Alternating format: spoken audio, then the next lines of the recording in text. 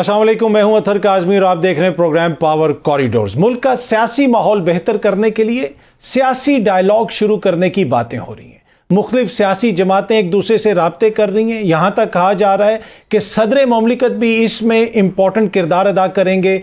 आज सदर ममलिकत से तहरीक इंसाफ के सेक्रेटरी इत्तलात रऊफ हसन साहब की मुलाकात भी हुई। उसके अलावा ये भी कहा जा रहा है कि इस्टेब्लिशमेंट को भी पैगाम भेजे गए हैं, दीगर सियासी जमातों के अंदर जो किरदार हैं उनको भी पैगाम भेजे गए हैं कि सब मिल के बैठें, मुल्क का जो सियासी माहौल है उसको बेहतर करें। जहाँ पे एक तरफ ये सियासी माहौल बेहतर करने वाली स्टोरी सामने आ रही है, दूसरी तरफ स्टोरी ये है कि एक सियासी जमात ये कहती है कि हमारे खिलाफ अभी भी इंतकामी कार्रवाइयाँ हो रही हैं, हमारे लोगों को गिरफ्तार किया जा रहा है, लापता किया जा रहा है। मुबैना तौर पर गुज़िश्ता रोज़ हमने एक प्रेस कॉन्फ्रेंस देखी जिसमें फ़रख हबीब साहब ने अपनी ही जमात के चेयरमैन के ऊपर संगीन इल्ज़ामात लगाए और उन इल्ज़ामात के बाद वो प्रेस कॉन्फ्रेंस करके, अब मुझे नहीं मालूम वो कहाँ गए, क्योंकि उससे पहले उनके ऊपर बहुत सारे मुकदमात का हम सुनते थे। वो इदारों को मतलूब थे, कानून नाफिज करने वाले इदारों को, कुछ मुकदमात में वो इश्तिहारी थे, उनके ऊपर मुतअद्दिद FIRs हैं जिस तरह मैंने पहले भी अर्ज़ किया।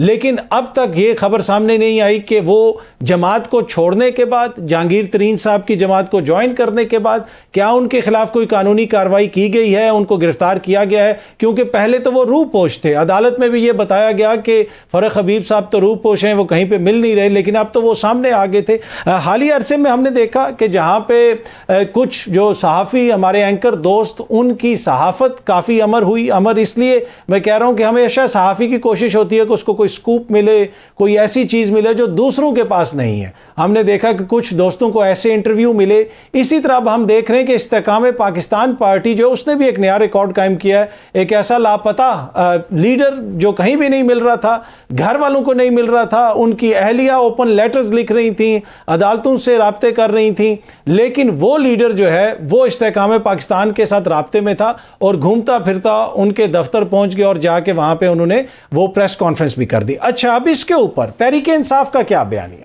तहरीक इंसाफ और उनके जो सिंपथाइजर्स हैं वो ये कहते हैं कि जी हमारे लोगों को लापता किया जाता है, लापता करने के बाद मुबैना तौर पे किसी प्रेशर के तहत उनसे इंटरव्यूज़ दिलवाए जाते हैं और उनको कहा जाता है कि आप चेयरमैन तहरीक इंसाफ के खिलाफ बात करें।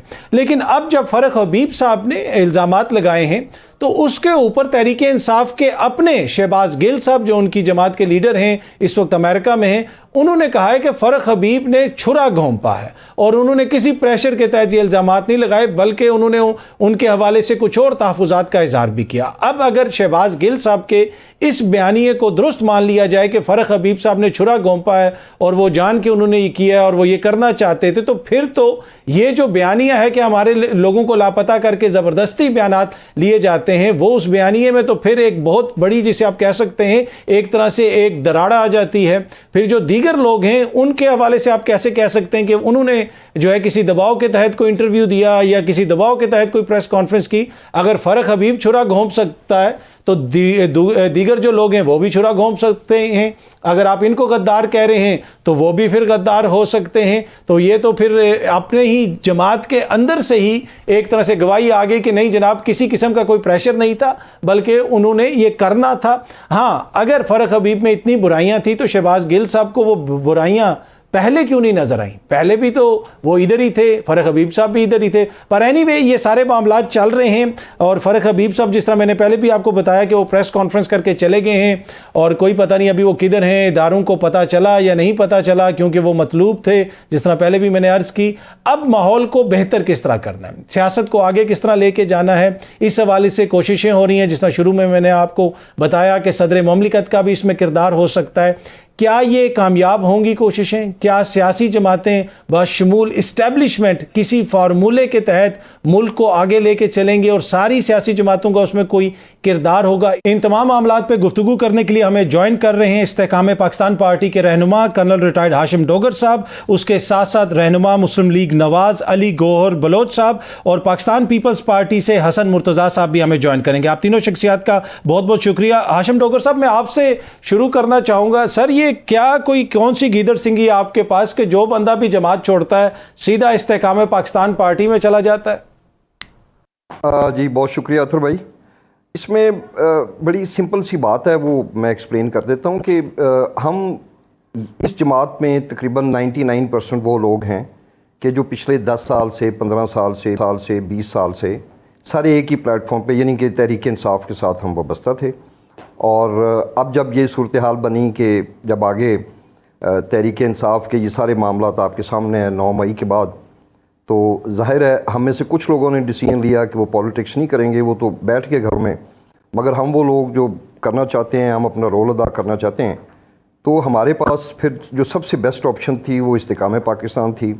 तरीन साहब के साथ भी हमने काम किया, खान साहब, अलीम खान साहब के साथ भी, और बाकी भी जितने सब शनासा चेहरे हैं, हमें उसी तरह महसूस होता है कि जैसे हम माजी में तहरीक इंसाफ में काम कर रहे थे। अच्छा सर, आपने तो काफ़ी, जब ये जमात बनी उसी वक्त आपने ज्वाइन कर लिया था, फ़ारूक हबीब साहब ने अभी ज्वाइन किया है। एक जो एतराज़ किया जाता है कि कुछ दिन पहले तक फ़ारूक हबीब साहब जो हैं वो मतलूब थे, इश्तिहारी थे, FIRs थी, लेकिन जो ही इस्तेकाम पाकिस्तान में वो गए हैं, अब कोई ना उनकी FIR का जिक्र हो रहा है, ना उनकी गिरफ्तारी के लिए छापे मारे जा रहे हैं, तो इसकी क्या वजह है? देखिए, बड़ी ऑब्वियस सी रीज़न है कि 9 मई के बाद तो आपको पता ही सारा जो सूरत हाल है वो तब्दील हो गई, और ये जो सारे इतना एक डायरेक्ट कन्फ्रंटेशन हमने हमारी फ़ौज के साथ होगी, अदारों के साथ हो गई। तो एक मैं थोड़ा सा आपको दुरुस्त कर दूं कि मैं बहुत पुराना नहीं, मैंने तो 2016 में रिटायरमेंट ली थी पाक फ़ौज से, तो मैंने 16-17 में आके तहरीक इंसाफ को ज्वाइन किया था। नहीं सर, मैं अर्ज कर रहा था, वो मैंने ये कहा था कि इस्तेकाम पाकिस्तान पार्टी जब बनी थी तो आप इनिशियल उन लोगों में थे जो उस जमात में शामिल हुए थे। ये दुरुस्त है, और मैं उन चंद लोगों में हूँ कि हमने तो कोई ना कोई पकड़ दकड़ और ना कुछ ऐसा, और अपनी मर्ज़ी से और अपनी ख्वाहिश के साथ अपने दोस्तों के साथ, फैमिली के साथ मशवरा किया, तो यही हमें, और एक बहुत मेरा ज़ाती तल्लुक़ है अलीम खान साहब के साथ, तरीन साहब के साथ। अब इनकी सूरत हाल मुख्तलिफ है, ये थोड़ी इसके अंदर करते रहे, ट्वीट्स भी इनकी आखिर तक आती रहीं, मगर अब जो अंदरूनी मामलात हैं कि ये क्यों इन्होंने पॉलिटिक्स में अब चेंज किया और सीधा ये इस्तेकाम पाकिस्तान में आ गए, मुझे उम्मीद है कि मेरी चंद दिनों में मुलाकात होगी तो फिर उनसे हाल अहवाल करेंगे कि क्या मामलात हैं। मगर मैं समझता हूँ कि उन्होंने अच्छा फ़ैसला किया है। अगर उन्होंने भी पॉलिटिक्स करनी है तो इसके अलावा काज़मी साहब, there is no second way out. ठीक। अली गौहर साहब, हमने देखा कि बहुत सारे पाकिस्तान तहरीक इंसाफ के जो रहनुमा हैं जिन्होंने जमात को छोड़ा, वो इस्तेकाम पाकिस्तान में गए। ऑल्दो के पंजाब के अंदर नून लीग भी एक बड़ी जमात है, राजा रियाज साहब के अलावा दीगर कोई भी जो रहनुमा हैं वो आपकी जमात में शामिल नहीं हुए। इसकी क्या वजह है? कि आपकी गिरती हुई पॉपुलैरिटी है या कोई और वजह है? बिस्मिल्लाहिर्रहमानिर्रहीम। देखिए, बात यह है कि मुस्लिम लीग नून एक पॉपुलर पार्टी है, और बिलखसूस जो कारकुनान है मुस्लिम लीग के, वो आजकल बड़े पुरजोश तरीके के साथ नवाज शरीफ साहब की अपने कायद के इस्तकबाल के लिए भरपूर तैयारियां कर रहे हैं, और इंशाअल्लाह ताला 21 तारीख को उनका भरपूर वेलकम करेंगे। और पिछले कई इलेक्शन से देख लें, मासवाए चंद एक वो इलेक्शन के जिनमें अवामी मैंडेट को चुराया गया है, नवाज शरीफ साहब हमेशा भरपूर अक्सरियत के साथ कामयाब हुए। और जहां तक आप कह रहे हैं कि हमारी पार्टी में जो राजा रियाज साहब की आपने बात की है, या फ़ारूक हबीब का हवाला दे रहे हैं, तो फ़ारूक हबीब तो हमारी पार्टी से ताल्लुक़ नहीं रखते, और ना ही हमने उनको कोई अपनी पार्टी में आने की दावत दी है। राजा रियाज साहब जिस सीट से आए हैं वहाँ पर आपको पता है कि राना अफजल साहब MNA होते थे, हमारे PMLN के बड़े मियाँ नवाज शरीफ साहब के जानसार साथी थे, कई दफ़ा वो MPA रहे, फिर वो मेंबर कौमी असम्बली भी रहे, और उनकी वफ़ात के बाद इस सीट पर एक वो गुंजाइश थी कि फ़र्द को लिया जा सकता था, तो इस वजह से राजा रियाज साहब को लिया गया है। बाकी जाहिर है कि जितने भी हल्के हैं नून लीग के पास, तो ऑलरेडी हमारी पार्टी में तो काफ़ी लोगों ने रब्ता किया, और लोग करते भी हैं पार्टी ज्वाइनिंग के लिए, लेकिन सूरत-ए-हाल ये है कि हर हल्के में हमारे पास तो ऑलरेडी 2-2, 3-3 कैंडिडेट्स हैं, जिनका के पार्टी लीडरशिप ने डिसाइड करना होता है कि वो टिकट किसको दें। ठीक, तो जाहिर है ऐसी सूरत-ए-हाल में किसी भी मतलब है कि पार्टी के आदमी के साथ ये वादा कर लेना कि हम आपको टिकट अच्छा, देंगे। मेरा ख्याल है कि वैसे PML में गुंजाइश ठीक बहुत कम है। अली गौर साहब, आपका अपना भी हल्का फैसलाबाद में ही आता है, तो फैसलाबाद में आपने जिक्र किया, फरख हबीब साहब भी वहाँ से हैं, राजा रियाज साहब भी चले गए तहरीक इंसाफ से, तो ग्राउंड पे आपको क्या लग रहा है कि आप लोग मजबूत हुए हैं इन शख्सियात के जाने की वजह से? आपके जो ओपोनेंट्स हैं उनका वोट बैंक कम होगा, या फिर वोट बैंक अभी भी लीडर के साथ मुंसलिक है, जिस तरह नून लीग के लीडर के साथ मुंसलिक है? देखिए, बात यह है कि अगर 2018 के इलेक्शन का जिक्र किया जाए तो आपने देखा कि जिस तरह से नून RTS सिस्टम बंद करके PMLN का मैंडेट चुराया गया था, वो बात किसी से ढकी छुपी हुई नहीं है, चाहे हम इस प्रोग्राम में उस बात को, उस हकीकत को तस्लीम करें या ना करें। लेकिन ये एक नविश्ता दीवार है और पूरी दुनिया ने देखा कि किस तरह से उस टाइम पे जो है वो मतलब लोगों की वफादारियां तब्दील करवाई गई, लीडरशिप के साथ के ऊपर झूठे मुकदमात कायम किए गए, और किस तरह से जो है PMLN का मैंडेट और अवाम का मैंडेट छीनने की कोशिश की। लेकिन इसके बावजूद पंजाब असम्बली के अंदर नून लीग वाहिद अक्सरियती जमात थी। फिर उस अक्सरियत को जिस तरह से अकलियत में तब्दील किया आपने देखा, और नेशनल असम्बली के अंदर भी वोट चोरी करने के बावजूद अपोजिशन की सबसे बड़ी जमात जो थी वो PMLN ही थी। तो वोट तो आप कह रहे हैं कि वोट मियां साहब के साथ ही मुंसलिक रहा, तो वही क्वेश्चन है कि क्या जो PTI का वोट है वो इन लोगों के जाने की वजह से टूटेगा, या फिर वो चेयरमैन तहरीक इंसाफ के साथ ही मुंसलिक रहेगा उनका वोटर सपोर्ट? देखिए, मैं समझता हूँ कि अगर तो PTI जो है वो ग्रास रूट लेवल पर अवाम के बलबूते पे आई होती तो शायद कायम रह जाती। देखिए, पार्टियों पर अच्छे बुरे वक्त आते हैं, ठीक, लेकिन जिस तरह से इनका शिरादा बिखरा है और जिस तरह से इनके जो कैंडिडेट से बिलखसूस जिस तरह से उन्होंने लाइन लगाई है और जिस तरह से 2-2, 3-3 दिनों के अंदर ही ये घबरा कर और इन्होंने अपनी मतलब है कि वो सियासत से बरात का इजहार किया है, तो मैं समझता हूँ कि ये फिर कोई सॉलिड ग्राउंड के ऊपर ये पार्टी नहीं थी, ये वही मांगे तांगे की पार्टी थी, मुख्तलिफ पार्टी से लोगों को बुलाया गया था। हाँ, यहाँ पर ये काबिल जिक्र बात जरूर है कि एक ऐसी पार्टी को जिसने 9 मई जैसे वाकयात किए हैं और मतलब है कि और उसमें वो मतलब मुकम्मल एक्सपोज हुए हैं, ठीक है, तो उसमें जाहिर है जिस तरह से डोगर साहब बैठे और भी बहुत सारे लोग हैं जिन्होंने उस वजह से पार्टी को छोड़ा, क्योंकि वो तमाम लोग ये समझते थे कि शायद ये एक सियासी पार्टी है। ठीक है, लेकिन उनकी लीडरशिप के अज़ाइम कुछ और थे, लिहाजा लोगों ने उससे अलग इख्तियार की और जाहिर है लोगों ने सियासत करनी है। मैं जरा ये डोगर साहब से भी पूछता हूँ, बड़ा इंपॉर्टेंट पॉइंट है कि बहुत सारे लोगों ने जमात को छोड़ा। अच्छा, उसमें बहुत सारे ऐसे लोग भी हैं जिनमें ख्वातीन वर्कर्स और ख्वातीन लीडरान शामिल हैं जो इस वक्त जेलों में और कई माह से जेलों में हो, उन्होंने जमात को नहीं छोड़ा। अक्सर होता यह है कि जो शख्स गायब या लापता हो जाता है वो जमात को छोड़ देता है, उसके ऊपर एक नैरेटिव भी बनाती है PTI और उनके सपोर्टर्स कि जैसे उनके ऊपर कोई दबाव डाला जाता है। लेकिन फरख हबीब साहब के मामले पे तो शहबाज गिल साहब खुद ट्वीट्स कर रहे हैं कि नहीं जनाब, उसने छुरा घोंपा है और गद्दारी की है। तो अगर एक ने गद्दारी की है तो फिर तो हो सकता है कि दूसरों के ऊपर भी कोई प्रेशर ना हो। तो यहाँ पे पहली दफ़ा हम देख रहे हैं कि तहरीक इंसाफ के अंदर से ही इस बयानिए की नफ़ी हो रही है कि हमारे लोगों के ऊपर प्रेशर डाल के उनको जमात छोड़ने के लिए कहा जा रहा है। अच्छा कर्नल साहब, आप हमेशा एक मुफाहमत की बात करते हैं, सियासत को आगे ले जाने की बात करते हैं। आज हमने देखा कि सदर ममलिकत से मुलाकात हुई रऊफ हसन साहब की, जो सेक्रेटरी इतलात हैं पाकिस्तान तहरीक इंसाफ के, और अब इस तरह की इतलात आ रही हैं कि किसी डायलॉग की बात हो रही है सियासी जमातों के माबैन जिसमें एस्टेब्लिशमेंट का भी रोल हो। क्या आप समझते हैं कि सर ये वे फॉरवर्ड है? जिस तरह की कशीदगी है इस वक्त मुल्क के अंदर, एक डायलॉग की जरूरत है ग्रैंड लेवल के ऊपर? जी देखें, एक तो मैं पहले अली साहब बैठे, मैं इंतहाई अदब से ये जिस तरह हमें आज ताने मिल रहे हैं कि ये जमात जिस तरह छोड़ रहे हैं या तितर बितर हो रहे हैं, तो थोड़ा सा माजी के अगर दरीचे में झांकें तो 2002 में गालबन नून लीग के साथ भी ऐसे हुआ था। आपको अच्छी तरह याद है कि काफ लीग कैसे मार्ज वजूद में आई थी और फिर वो बाकायदा 5 साल हुकूमत किया। 2008 में सूरत हाल ये थी कि मोहतरमा की शहादत से पहले मुझे अच्छी तरह पता है कि इवन टिकट होल्डर्स भी नहीं मिल रहे थे। आज हमारे भाई जो दावा कर रहे हैं कि मुल्क की सर ये पार्टियों के ऊपर ये टाइम आते रहते हैं, इसमें ऐसी कोई वो मैं समझता हूँ बात नहीं है। Ups and downs, Peoples Party एक वक्त में आया कि सिर्फ पूरे पाकिस्तान में 12 सीटें थी उनकी। एनी हाउ, ये जो आपने फरमाया कि इन्होंने फ़ारूक हबीब साहब ने जो बातचीत की, मैं समझता हूँ उन्होंने बिल्कुल दुरुस्त बातचीत की और उनका जो पॉइंट ऑफ व्यू था वो ठीक था। और ये शहबाज गिल साहब को ये बहुत ज़्यादती की बात है कि आप नहीं जानते, आप अमेरिका में बैठे हुए हैं, आप व्लॉग्स कर रहे हैं सारा दिन, और इस तरह के लोगों के साथ कम अज़ कम आप माजी में अपने तल्लुकात का ही सोचें। ये वो चीज़ें हैं जो तलखियों की तरफ लेके जाती हैं।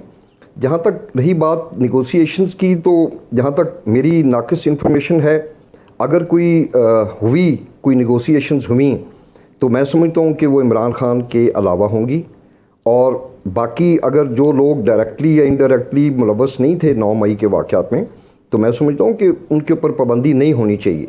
वो अपनी आज़ाद मर्ज़ी से जिस मर्ज़ी पार्टी की तरफ से इलेक्शन लड़ना चाहें, उनको मौका मिलना चाहिए। तो मैं तो जेन्युइनली एग्रीव्ड फील करके हमने इस पार्टी से अलहदगी इख्तियार की, क्योंकि मुझे नहीं लग रहा था कि हम कोई बहुत अच्छा काम कर रहे हैं लोगों का माइंड सेट चेंज करके। आप देखें ना, 9 मई के वाक़यात में जितने भी सो कॉल्ड जो हुए एहतजाज, वो फ़ौजी अदारों के बाहर क्यों हुए? पूरे पंजाब में, पूरे पाकिस्तान में कहीं पे भी कोई एहतजाज किसी वज़ीर आला के दफ्तर के बाहर, किसी सियासी मुखालिफ के दफ्तर के बाहर नहीं हुआ। माइंड ही ऐसा बन गया था कि अब अगर इमरान खान को अरेस्ट किया गया तो उसका जो एहतजाज है वो सीधा GHQ और कोर कमांडर के घर के बाहर। अच्छा सर, आप खुद तो जमात में बड़ी इंपॉर्टेंट पोजीशन में थे, आप उसमें सूबे में वजीर के थे, तो जिस वक्त ये सारी बातें होती थी, एहतजाज की बातें होती थी, मीटिंग्स होती थी, क्या वहाँ पे आपने कभी महसूस किया कि बाकायदा तौर पे जहन साजी की जा रही है और इदारों के मुखालिफ एक बयानिया बनाया जा रहा है, या फिर ये अचानक ही बयानिया बन गया? नहीं, ये over a period of time ये बन गया। जब अदम एतमाद हुआ इमरान खान के ख़िलाफ़, मैं समझता हूँ कि उससे चंद दिन पहले तक भी इनके बहुत अच्छे तल्लुकात थे और अदारे के साथ कोई इशू नहीं था। जब अदम एतमाद आया तो उसकी सारी की सारी ज़िम्मेदारी खान साहब ने फ़िक्स कर दी फ़ौज के ऊपर, और फिर उन्होंने उस दिन के बाद से अपने और तो किसी सियासी मुखालिफ का नाम लेना ही बंद कर दिया। और वो आपके सामने है, बदकिस्मती से ये हैरी और ये क्या क्या नाम दे दिए। तो अब आप जब इस तरह करेंगे और लाखों करोड़ों में लोग आपके सुनने वाले हैं, तो वो क्या समझेंगे कि इमरान खान के साथ ज़्यादती कौन कर रहा है? जब आपने कौम को ये मोटिवेट कर दिया कि मेरे साथ तो ज़्यादती पाक फ़ौज कर रही है, तो फिर जो एहतजाज है वो भी ज़ाहिर है उनके अदारों के बाहर ही होना था। और किसी ने उस वक्त ये नहीं सोचा था कि ये जो एहतजाज होता है, it can be very wild, एकदम मॉब मेंटेलिटी आ जाती है, ना फिर कोई किसी लीडर की सुनता है। और उस दिन 3-4 पंजाब के सूबाई लीडर जो हैं वो कोर कमांडर हाउस के बाहर मौजूद थे। हो सकता है उन्होंने रोकने की भी कोशिश की हो, मगर फिर ऐसे मौके पे नहीं रुकते लोग। तो ये बहुत मैं समझता हूँ कि दानिस्ता या गैर दानिस्ता कौम को यही बताया गया था कि मेरे साथ जो ज्यादती हो रही है ये तो फौज कर रही है। ठीक है। और ये आप कह रहे हैं कि इमरान खान साहब की फौज पे निकलना था। इमरान खान साहब ने बाकायदा तौर पे ये कहा और उसी का ये अच्छा, हमें हसन मुर्तज़ा साहब ने भी ज्वाइन किया है, पाकिस्तान पीपल्स पार्टी के सीनियर रहनुमा हैं। हसन साहब, बहुत बहुत शुक्रिया sir, thank you so much join करने का। सर, हम देख रहे हैं यहाँ पे अभी यही गुफ्तगू हो रही थी कि मुख्तलिफ जमातों से लोग निकल रहे हैं, मुख्तलिफ जमातों को लोग ज्वाइन कर रहे हैं। हमने देखा सिंध में बशीर मेमन साहब ने नून लीग को ज्वाइन कर लिया, पंजाब के अंदर बहुत सारे लोगों ने इस्तेकाम पाकिस्तान पार्टी को ज्वाइन किया। तो क्या वजह है कि पाकिस्तान पीपल्स पार्टी को कोई ज्वाइन नहीं कर रहा? पीपल्स पार्टी में काफी लोग आए हैं जी, और अब ये कह देना कि पीपल्स पार्टी को कोई नहीं ज्वाइन कर रहा, शायद पीपल्स पार्टी को थोड़ी सी खुद भी इस मामले में इतना करती है कि ऐसे लोगों को तो नहीं लेना चाहिए जो पूरा टाइम आए और थोड़ी देर भी ना निकाल सकें, और कुछ उसमें एहतियात भी करनी चाहिए। और लोग आ रहे हैं, पीपल्स पार्टी में भी लोग आ रहे हैं। पीपल्स पार्टी को जहां जहां कोई अच्छा आदमी मिलता है वो जरूर पीपल्स पार्टी उसको ज्वाइन भी करवाती है। ये पिछले दिनों में फैसलाबाद के अंदर हमारे साथ जिसमें हमारे वो साबिक MNA चौधरी इलियास जट साहब के फैमिली थी, उन्होंने ज्वाइन किया है। फिर मियांवाली में हमें लोगों ने ज्वाइन किया है, खुशाब में ज्वाइन किया है, सियालकोट में ज्वाइन किया है। तो ये अब इस तरह तो नहीं कि कोई ये तो मखसूस कोई ऐसा जमात खड़ी कर दी जाए अच्छा, पता है क्यों हसन के पैटर्न पे, तो उनको ऐसे ज्वाइन करते हैं कि जी जी आए, और पीटीआई की तर्ज पे अगर कोई जमात बनाई जा रही हो तो उसमें इस तरह लोग जाते हैं। बाकी सियासी जमातों में तो सीधा सीधा लोग ही जाते हैं जी। जी जी नहीं बिल्कुल बिल्कुल, इसीलिए मैंने ये क्वेश्चन आपसे किया था। हमें भी पता है कि पीपल्स पार्टी को बहुत सारे लोगों ने ज्वाइन किया, पर हालिया तारीख में इस्तेहकाम पाकिस्तान के हवाले से आपकी अपनी लीडरशिप तहफ़्फ़ुज़ात का इजहार कर चुकी है कि लगता इस तरह है कि पीपल्स पार्टी का रास्ता रोकने के लिए जमात बनाई गई, और जो लोग हैं जिनका कोई वोट बैंक वगैरह है वो पीटीआई से निकल के हमारे पास नहीं आए, किसी और तरफ चले गए। आना वो उधर चाहते थे लेकिन उनको जाने नहीं दिया गया। तो ये वो वजह है जिसकी वजह से ये क्वेश्चन सामने आता है बार बार। देखिए, ये हमारा रास्ता नहीं रोक सकते। हमारा रास्ता जो हमारे नजरियाती लोग हैं, हमारा उनको रोका जाए तो वो रोक सकते हैं ना। ये लोग तो वही लोग हैं जो कभी किसी जमात में कभी किसी जमात में, इनका ट्रैक रिकॉर्ड आप अगर निकाल कर देखे तो आपको अंदाजा होगा कि ये लोग तो वो लोग हैं जो एक जमात से दूसरा इलेक्शन नहीं लड़ते, ये हर दफा बदलते हैं। ये वही लोग हैं जो नून लीग को छोड़ के काफ लीग में गए, ये वही लोग हैं जो काफ लीग को छोड़ के नून लीग में आए, ये वही लोग हैं जो नून लीग को छोड़ के पीटीआई में गए। ये आज तहरीक है वो उसमें जो आईपीपी है उसमें चले गए हैं। तो इसका मतलब ये तो हरगिज नहीं है कि पीपल्स पार्टी का रास्ता रोका जा रहा है। मैं समझता हूं कि ऐसे लोगों की सियासत खत्म होने जा रही है। ठीक है, ये जो हर दफा एक नए रूप में सामने आ जाते थे, अब ये अपने मंतकी अंजाम को पहुंच रहे हैं। जिस जगह अब इन्हें पार्क किया जा रहा है, शायद वहां से ये टेक ऑफ ना कर सके आइंदा। अली गौहर बलोच साहब, अब मियां साहब की वापसी की तैयारी हो रही है और मियां साहब वज़ीर आज़म के कैंडिडेट हैं, जमात बार बार ये कहती भी है।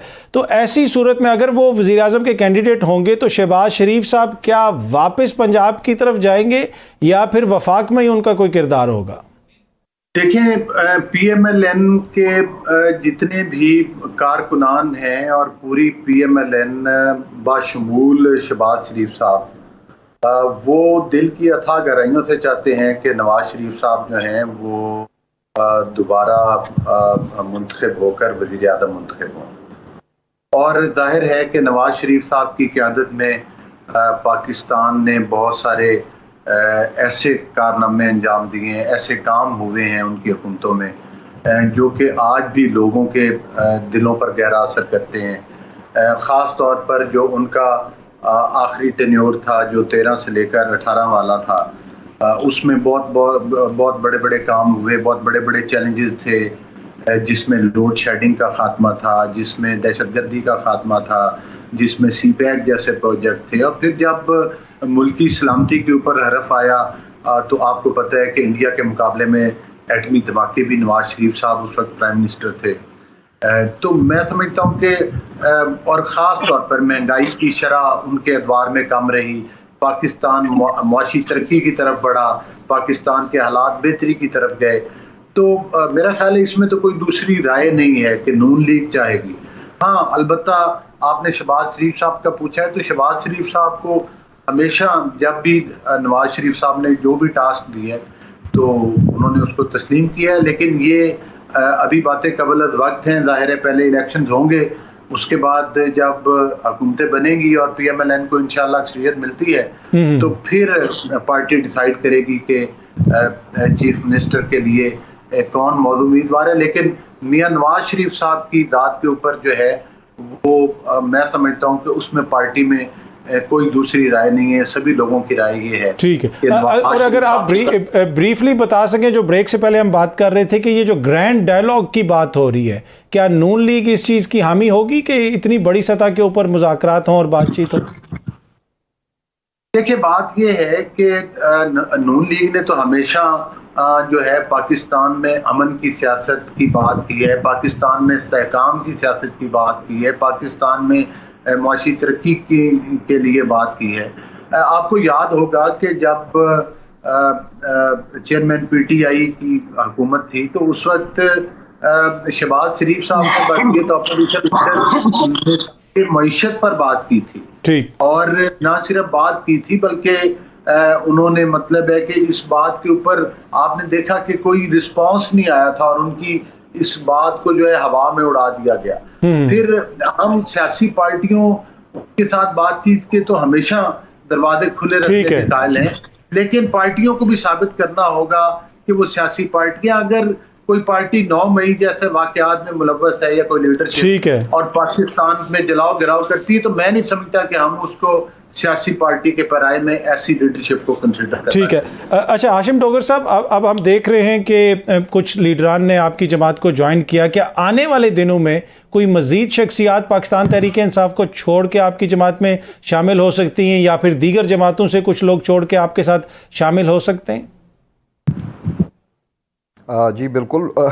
मैं अतर भाई पहले थोड़ा सा I am very surprise, Hasan Murtaza साहब अमूमन तो ऐसी तल्ख बातें नहीं करते। आज गुस्से में मुझे नहीं समझ आई कि इस्तेकाम पाकिस्तान के ये जो हम लोग हैं इनके साथ इनको इतनी खार क्यों है। आज तो बड़े गुस्से में भरे हुए थे और पता नहीं क्या क्या इन्होंने हमारे बारे में कह दिया है। तो बात यह है कि इनकी जमात तो फौत हो चुकी है पंजाब में, उसमें किसने जाना था? 6-7 सीटें लेके जो एक पार्टी सूबे में आए, MP जिनके टोटल 7 हों, वो उन लोगों के बारे में बात कर रहे हैं कि इनका वो कैरियर ख़त्म हो गया। आप कौन होते हैं कैरियर ख़त्म करने वाले? ये अल्लाह की ज़ात के पास है ये सारा इख्तियार।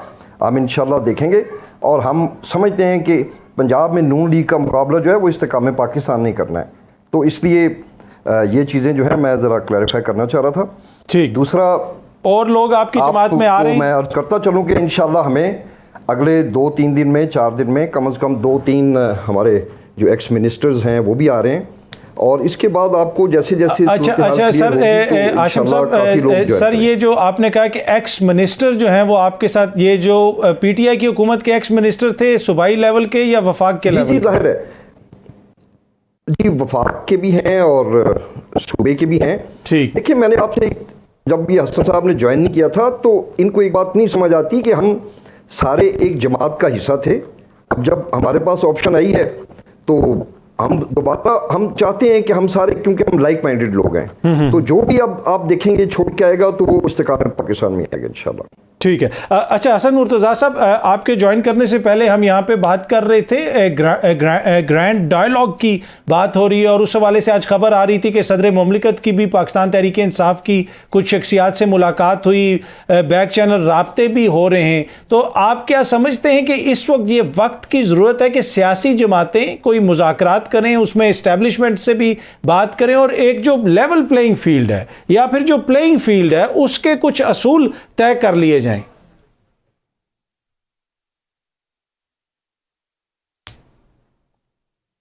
जी हसन मुर्तज़ा साहब, आपको मेरी आवाज आ रही है? जी जी, अब आ रही है, अब आ रही जी। है।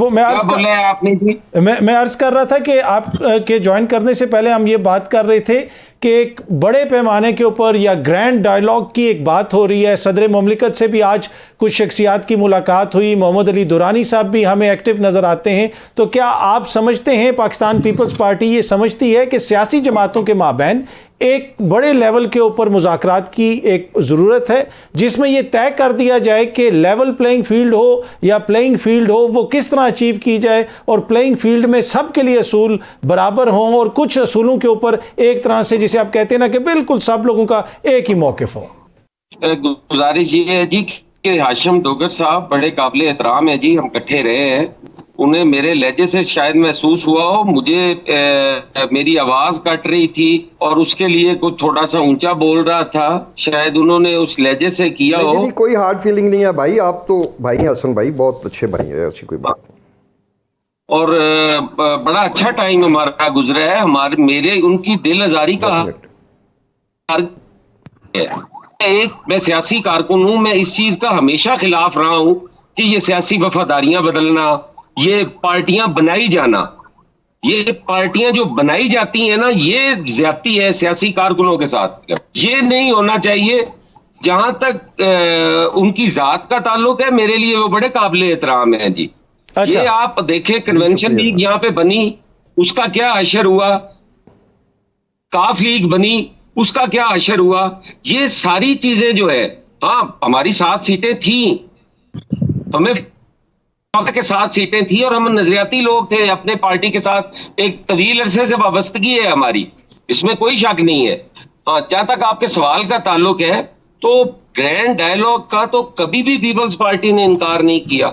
हम तो हमेशा हर सतह पे और हर आदमी को चाहते हैं कि वो ऑन बोर्ड हो, उससे डायलॉग हो और इस मुल्क को अगर हमने इन बहरानों से निकालना है तो फिर हमें ग्रैंड डायलॉग की तरफ जाना पड़ेगा, हमें लोगों के मैंडेट को तस्लीम करना पड़ेगा, हमें पार्टियों को मानना पड़ेगा। ये नहीं हो सकता कि कोई कहता रहे जी कि चोर डाकू बात नहीं करेंगे, बैठेंगे नहीं। ये तरीकाकार हम तो अपोज करते रहे, असेंबली के अंदर 4 साल तक मुझे डोगर साहब देखते रहे।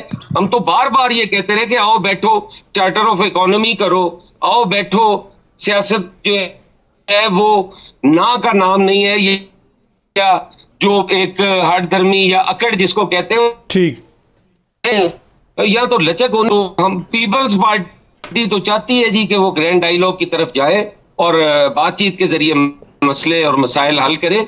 हाँ, ऐसे लोगों के साथ नहीं जो लोग सियासत नहीं है, जो लोग इस मुल्क के अंदर इंतशार और अनारकी की सियासत करना चाहते हैं, उनके साथ नहीं होने चाहिए। बाकी सारों के साथ तो डायलॉग्स होने चाहिए। ठीक है। और उसमें जो डायलॉग के अंदर कहा जा रहा है कि जी एस्टेब्लिशमेंट का भी किरदार हो, उनसे भी बात की जाए, आप समझते हैं कि वो भी जरूरी है?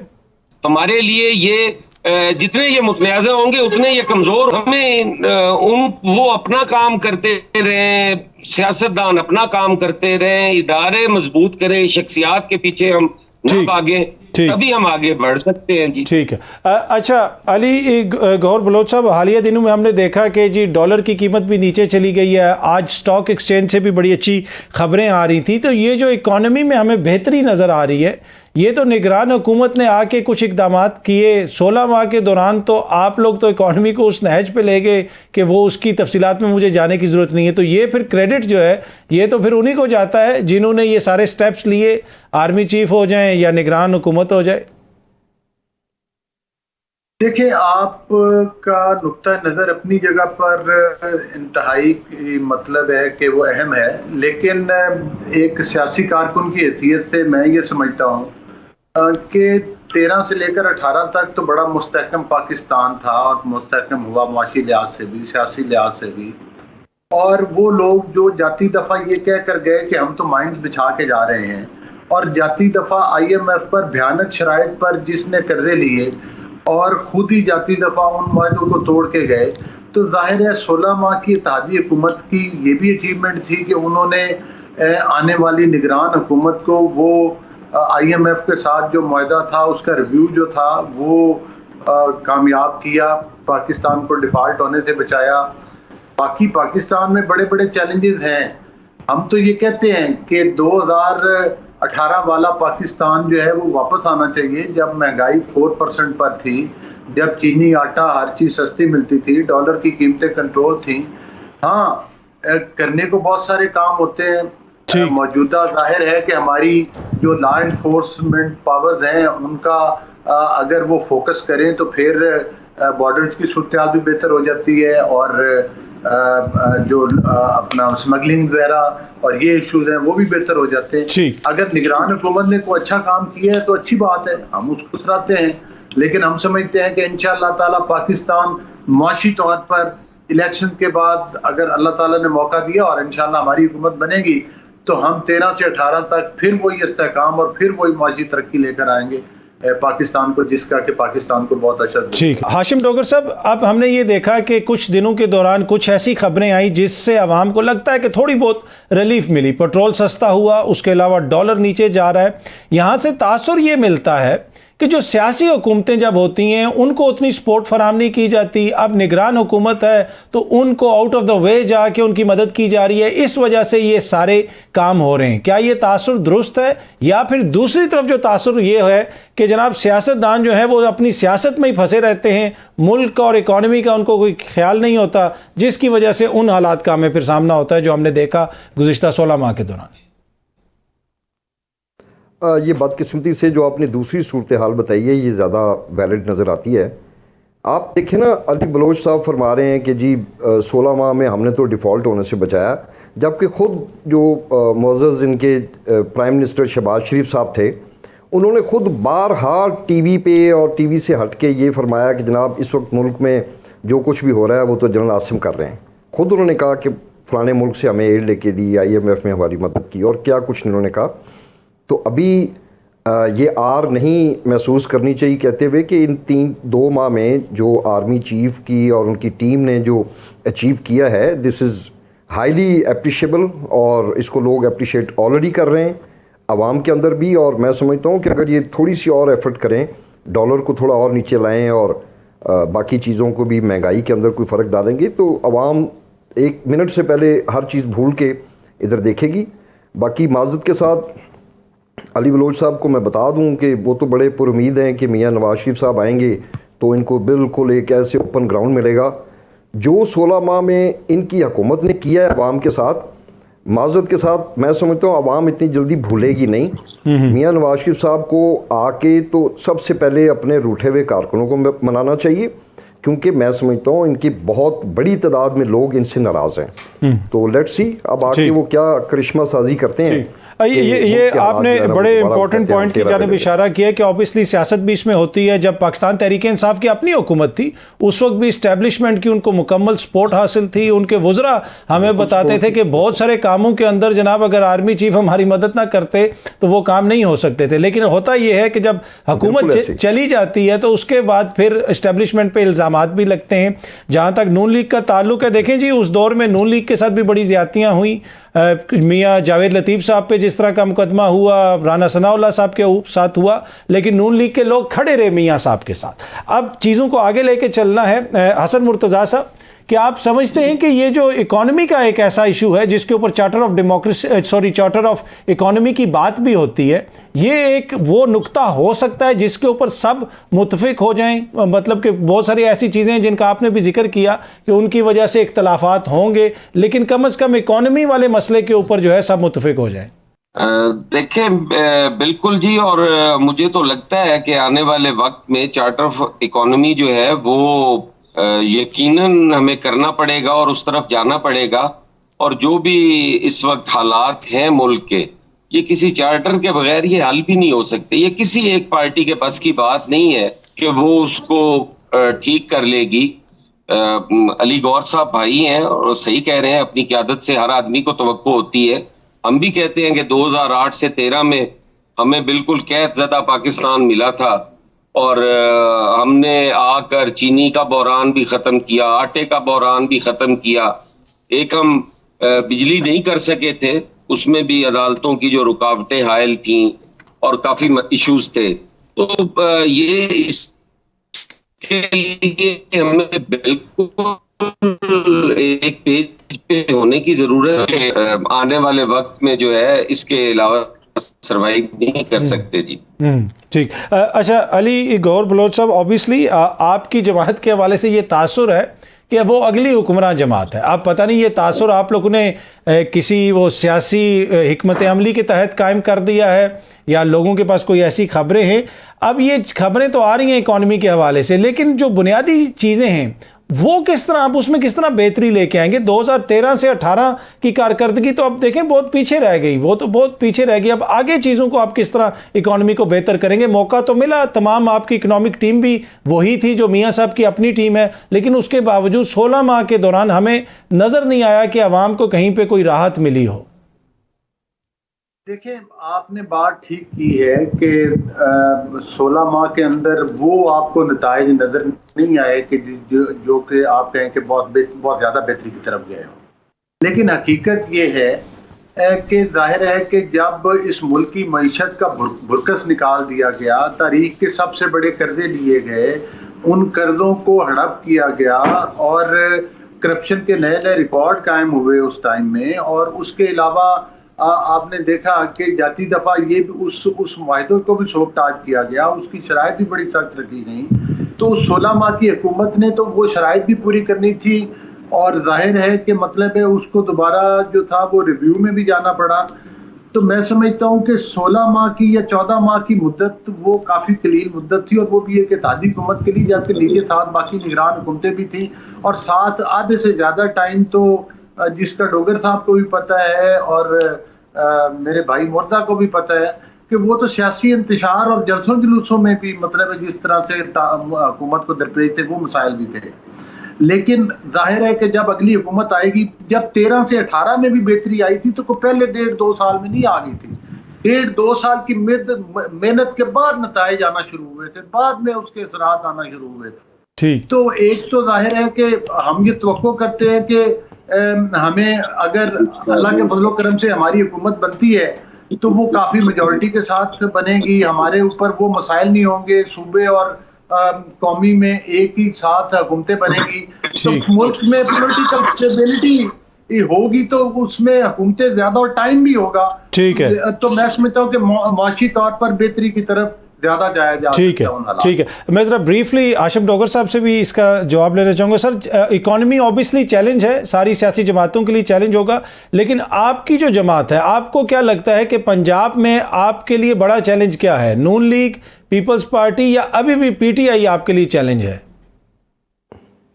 नहीं, अब तो ऑब्वियसली हम यही कहेंगे कि हमारा नून लीग के साथ मुकाबला होगा और इसमें कोई दो राय नहीं, मगर काफ़ी एक बंदा सरप्राइज़ होता है ये सुन के कि मियाँ नवाज शरीफ साहब आएंगे, टीम उनकी सारी वही होगी जो पिछले 16 माह में थी। एक दो शायद फॉरेन मिनिस्टर ना हो, अगर इनकी आपस में कोलिशन ना हुआ तो, या कोई वो माहौलियात की वज़ीर थी वो ना हो शायद, बाकी सारी टीम इनकी वही थी, वही इनके लोग हैं, वही फाइनेंस मिनिस्टर होंगे, वही इनके जो है ना वो दिफा के होंगे, वही इनकी बिजली और पानी के होंगे। तो ये बेहतरी कैसे लाएंगे, मुझे नहीं समझ आती इस बात की। और इसके लिए शायद ये बहुत ज़्यादा खुशफहमी का भी शिकार इस वक्त बैठे हैं कि पता नहीं ये कितनी क्लीन स्वीप करके ये आएंगे। अभी तो there are too many slips between the cup and the lips. अभी आप देखें, अभी आगे इलेक्शन की डेट अनाउंस होनी है और पता नहीं क्या क्या तब्दीली आएंगी। बड़ा let's hope for the best, मुल्क बच जाए, इस मुल्क की आवाम सर्वाइव कर जाए, मैं समझता हूँ ये सबसे ज़रूरी चीज़ है। ठीक है, ब्रीफली हसन मुर्तज़ा साहब, आप क्या समझते हैं कि इस वक्त बड़ा चैलेंज क्या है आपकी जमात के लिए? जरदारी साहब की मौलाना साहब से भी मुलाकात हुई, तो बड़ा चैलेंज आपको क्या लग रहा है? देखिए, कोई बड़ा चैलेंज नहीं है जी। इस वक्त जो सबसे बड़ा चैलेंज है वो मुल्क के हालात है, इनको ठीक करना है। इसके अलावा कोई बड़ा चैलेंज नहीं होता। छोटी बड़ी सारी सियासी जमातों ने हिस्सा लेना है और इंशाअल्लाह ताला जिसका नजरियाती हवाले से बेहतर मंशूर होगा, मैनिफेस्टो होगा, वो जमातें ही जीतेंगी। कोई इस तरह से किसी के लिए भी हालात बेहतर नहीं है। लोग जो हैं वो सियासतदानों से इस टाइम बड़ी नफरत की हद तक दूरी है, सियासतदान और एक आम वोटर के दरमियान। और उसका जिम्मेदार कौन है हसन मुर्तज़ा साहब? उसका जिम्मेदार कौन है इस नफरत का? जरूरत है। सर, ये नफरत डालने का जिम्मेदार कौन है? फिर मेरे भाई नाराज हो जाएंगे, मैं नहीं समझता। फिर सारे दोस्त उस पे कहते हैं हमारा सिस्टम है उसको इंतहाई गंदा कर दिया गया है और वो उसको बेहतर करने के लिए, परसेप्शन बेहतर करने के लिए ये तमाम सियासतदानों की जिम्मेदारी बनती है कि वो बेहतर करें और लोगों से वो जो दूरी है वो तभी खत्म हो पाएगी। ठीक है, हसन मुर्तज़ा साहब, कर्नल रंडोगर साहब, अली गौर बलोच साहब, आप तीनों शख्सियात का बहुत बहुत शुक्रिया। कल अगेन आप लोगों से इसी टाइम पे मुलाकात होगी। Thank you very much.